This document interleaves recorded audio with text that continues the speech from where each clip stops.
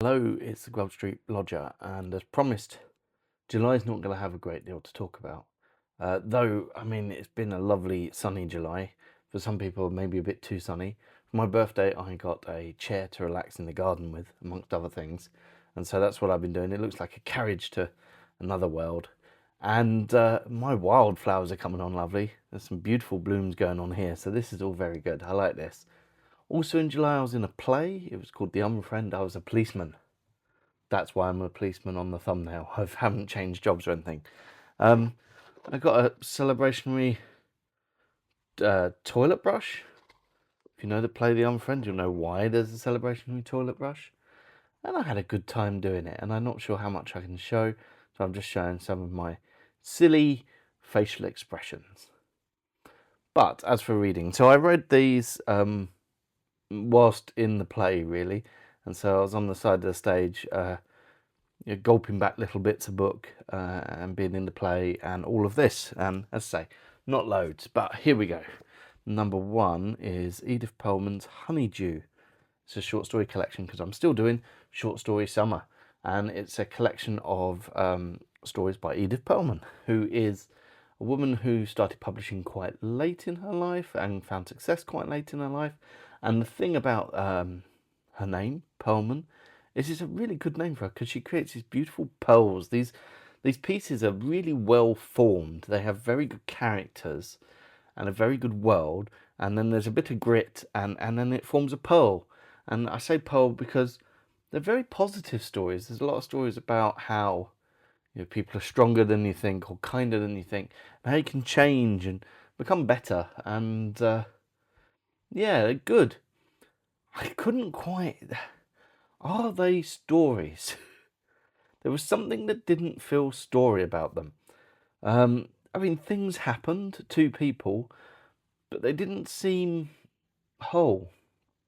Or no, they did. They seemed whole. They seemed like little pearls. They didn't seem like narratives, like stories. For example, there's one called Castle 9, I think, or Castle 5, or Castle something. As anyone who knows me knows, I can't remember numbers. And it was all about this hospital known as the Castle and the people that worked there. They had a cast of thousands, this thing.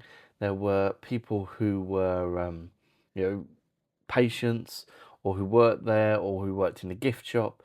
And some people came together in relationships, and some people got better, and some people got poorly, and some people learnt about themselves.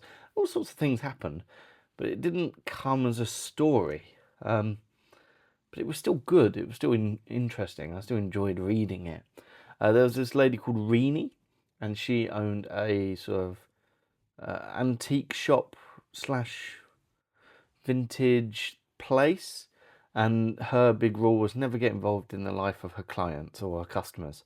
And so you saw her repeatedly getting involved in the life of her customers, becoming their friends or helping out their relationships or things like that. There was one called Cupid set in her shop, where there was this weird, ugly Cupid that represented this lover, and there was this whole question of, did this lover still exist? That was interesting. I say they were good, but they didn't have that narrative pull through. They were just nice little droplets, nice little pearls, and I enjoyed them. But yeah. I'm also finding them a bit hard to remember now, because it does feel like a very long time ago that I read these. The next was Muriel Spark. It's her complete short stories, because Short Story Summer. Muriel Spark's one of these authors. I always pick up a Muriel Spark because she's always original and she's always herself. You read a Muriel Spark, nobody but Muriel Spark could write this. And sometimes I like that, and sometimes I don't. It goes up, it goes down.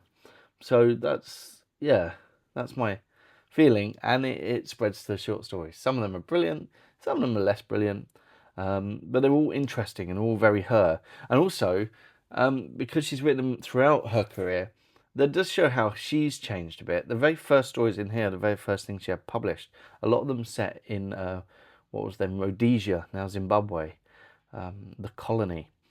And these stories, one, they all have a violent end. They all involve shooting a lot of the times. There's obviously, gun problems as she sees it, and they're very racially segregated. So the black people are background characters, And the white people are English or Dutch, and the Dutch are all violent and kind of evil, and the English are all a bit pathetic.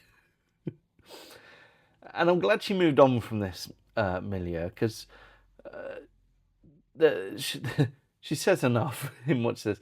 And yeah, there's one called the Get Out Bird, which is this woman's life, sort of haunted by this bird that keeps telling her to get out, and she probably should have, or she wouldn't have ended up like she was. That ends in an irony. But then there's lots of ghost stories, but a lot of odd ghost stories. For example, there's a ghost of a man who's been locked in a mental hospital, and his ghost lives with his mum. It's very awkward because he has a ghost in a body. And this man went mad because he was really against Christmas. And they thought if you banned Christmas, then life would be better for people, and they'd save money, and Christmas was all a big con. This was his thing. And it drove him mad, and then his ghost. There's a ghost story about someone who goes back to their normal life, keeps thinking, I've forgotten something, and then realises the thing she's forgotten is her dead body, which she's left back where it was murdered. Somebody else, there's the line on, that's when he murdered me, and you realise, this is a ghost story. There's something called the Pearly Shadow. Pearly Shadow. And that's all about these people in this hospital are sort of haunted by just this shimmer that seems to follow them around. Very odd stories, a lot of them, and I like the weirder ones for the most part. There was one about some characters who haunted their author. There are a lot of the narrators in this seem to be authors. And Muriel Spark does her thing where she doesn't really give you everything. You have to piece things together, and sometimes you can't always.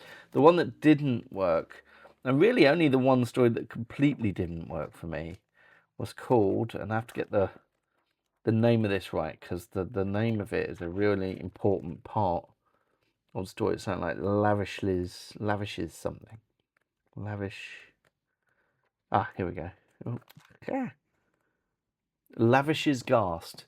And so what happens is somebody hears Lavishes Ghast when someone's saying something else, and then they hear it again and again, and they start thinking, this is important. So then they start hearing it everywhere, and they try to work out what it means.